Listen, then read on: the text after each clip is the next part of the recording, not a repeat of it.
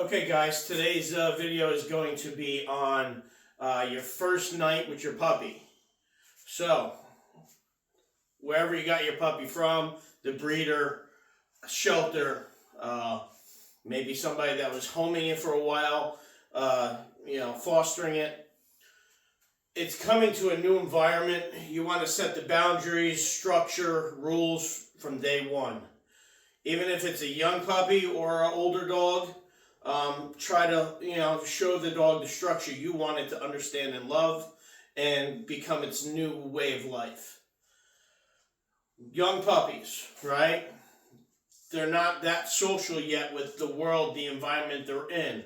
They start building that up. They're conditioned by their mother and the litter mates that they lived with for the past 8 weeks or whatever time you got them from.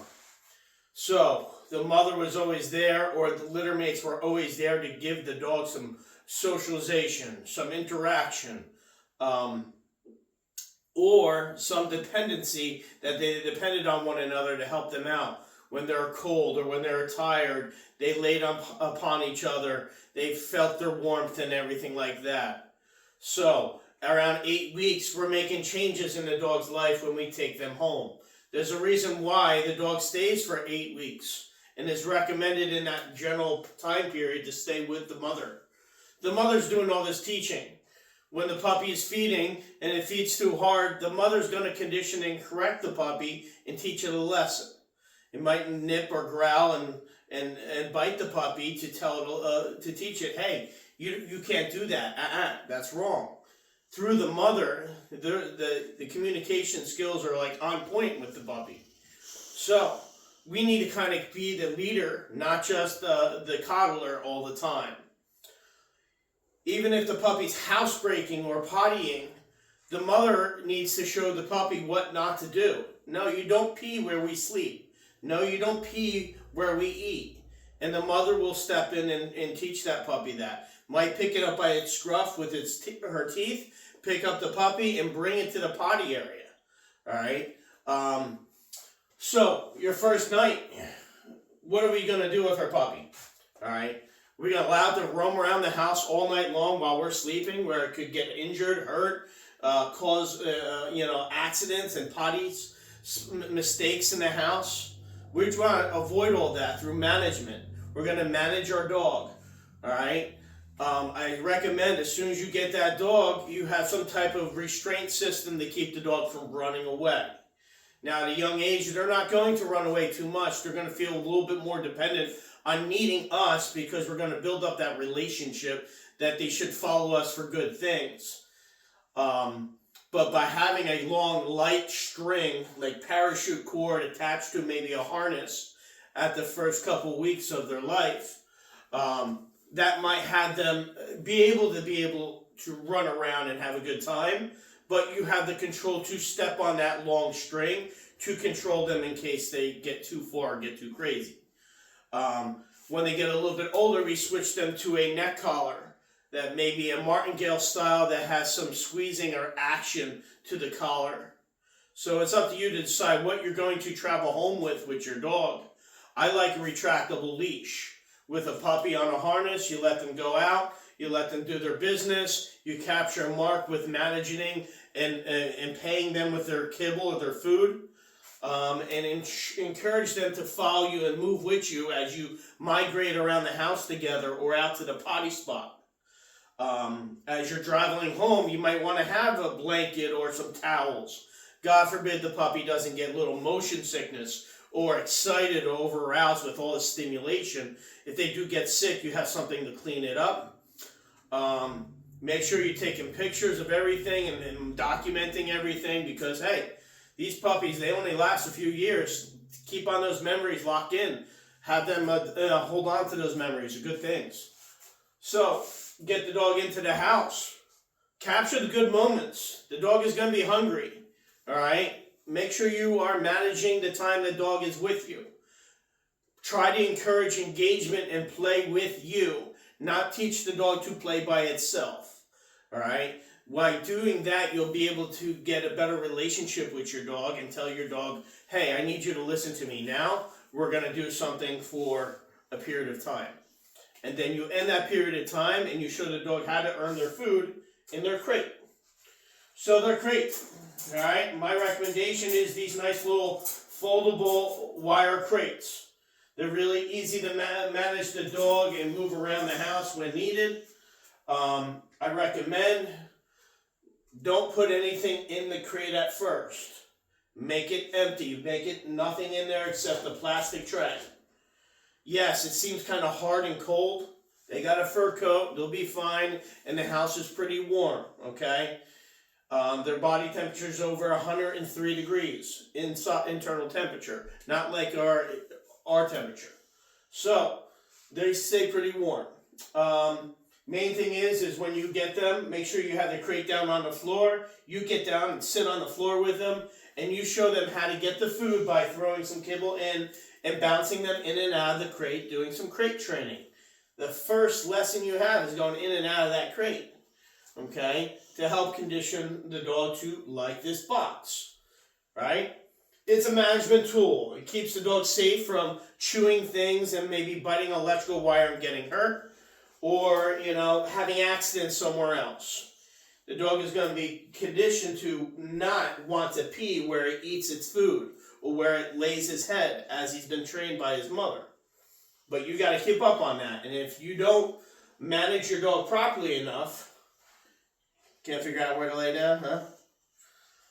If you don't manage your dog properly enough, the dog might have an accident in there. And the accident is not their fault. It's our fault for not knowing when the dog needed to go out. So we got to kind of take some, possibilities of guessing.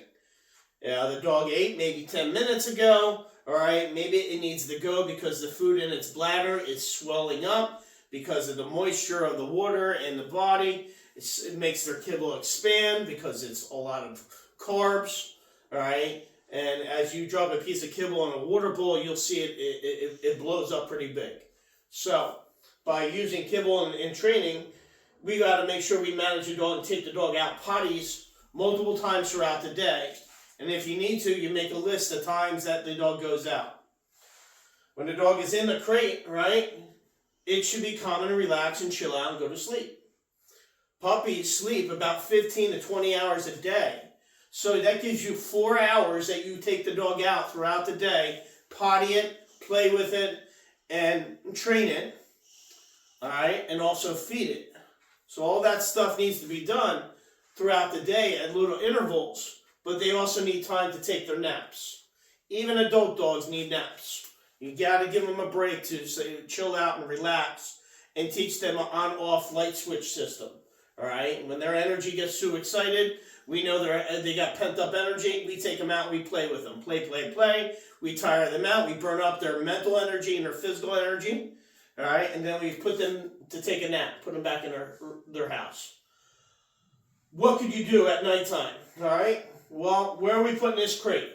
My recommendation, you can put it by the floor of your bed, all right, or you can also put it higher up, like on an end table.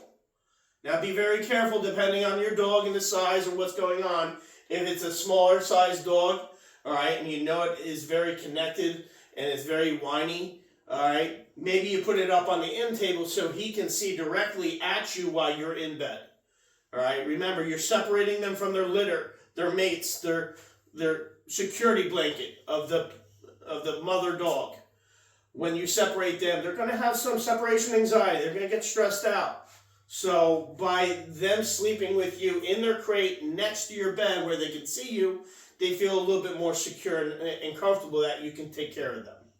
If they're whining at night, don't get all excited and get super crazy about it, but maybe think, well, he's been in there for only 5 minutes. Why is he whining already? Okay, maybe he's having that separation anxiety. Or maybe he's been in there for about 2 or 3 hours and he probably has to relieve his bowels and go potty. So maybe you got to decide, should we just put our hand on the crate or stick our fingers in the crate hole and let the dog smell our hand and say, hey, we're here to support you and you'll be fine, relax. And when the dog stops whining, we take our hand out and chill out and go back to sleep. All right? Just self-soothe the puppy for a little bit. Or, if it has to go out, we have the leash right here with them, we hook the leash on them and we take them outside. We do a potty routine. And you make sure your potty routine is the same over and over again. You can, the next night, maybe instead of putting it on the end table, all right, you put it down on the floor. And you teach the dog to come in and out on a command. You open up the door and you release the dog and you say, let's go potty. And you take the dog to the potty spot. Why we say empty crate is like, we don't want the puppy to learn that putting your teeth on the blanket is a toy. And chewing the blanket or putting the blanket in your mouth is entertaining for you. We'll entertain you during playtime for that. And when the dog is calm and relaxed and resting very nicely, all right, but still has some excitement or still has some energy, all right, maybe we'll drop in a bone and let you chew on a bone, all right, something that's natural and clean and safe, that you're not going to get hurt and it's going to keep your mouth entertained. But I really don't like the dog learning to be entertained inside the crate. Make sure you're rewarding calm, relaxed behavior by rewarding with a toy, a Kong, or a chew bone, just when they're calm. The reason why I want this box to mimic a relaxed, turn-off, calm, relaxed behavior, not energized and excited. Like licking means keep engagement going on the entertainment you're doing. I want the dog to be entertained by me out in the environment and go to sleep here. So, that's that with the crate and the puppy. Nighttime, as the week goes on, maybe you can move the crate further and further away from your bed. Maybe 2 feet away from your bed, maybe by the doorway. Maybe the second or third week you go put the crate right outside the door of the bedroom. And slowly show this dog that he can be further away from you without being worried or upset. All right? Building up that social distance. And there's a time that we want the dog with us, and there's a time that they need to be by themselves and self-soothe themselves to manage themselves better. Quick little things. The dog's going to come to your house. He's going to be stressed. He's going to be shut down. He ain't going to be excited and bouncing off the walls right away. You should keep his area small. They have these X pens that are like a 6x6 circle or square metal fencing that you can put up that connect like a circle, and you can let the dog go in there and have some toys and go in there and play with him, so he doesn't have the need to go run down the hallway or fall down a flight of stairs. All right. He's going to do a lot of sniffing to learn the environment. They learn through their nose, eyes, and ears. So be careful when you're playing. Try not to let him enjoy free roaming and disappearing without you being there to support him. Now, if he gets distracted, encourage him to re-engage with you. Come here, puppy. Yeah, here's a piece of food. Okay? When he comes out of the crate, I recommend a leash on for that safety. When he goes in the crate and goes to sleep, he's naked. Nothing on him. What else can we talk about? Supervision is really important. So you got to supervise your dog. And there's a time that we supervise and a time we allow them to disconnect. And that's when they're in their crate. Try not to overact with the dog whining and crying. If the dog makes a noise and whines, don't quickly respond to it. Hear the dog, think about it, and say, hey, is he whining to get my attention, or is he whining because he has to go potty? So we don't want him to learn that whining gets our reactions quickly, and really important, because they'll learn that and they'll start to manipulate us.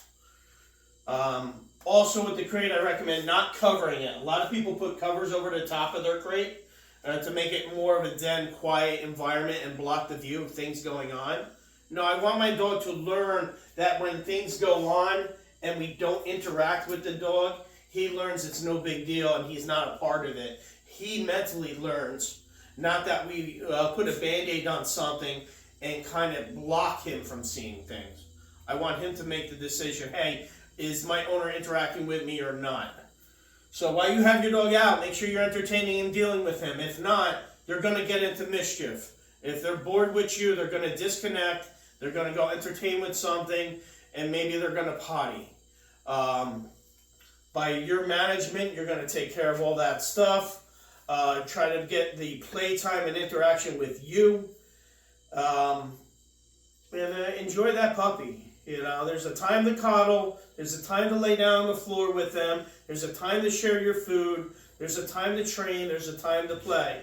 You need to manage your dog to build the routines and systems that work in your favor to manage your dog and train your dog to be the best dog you want it to be.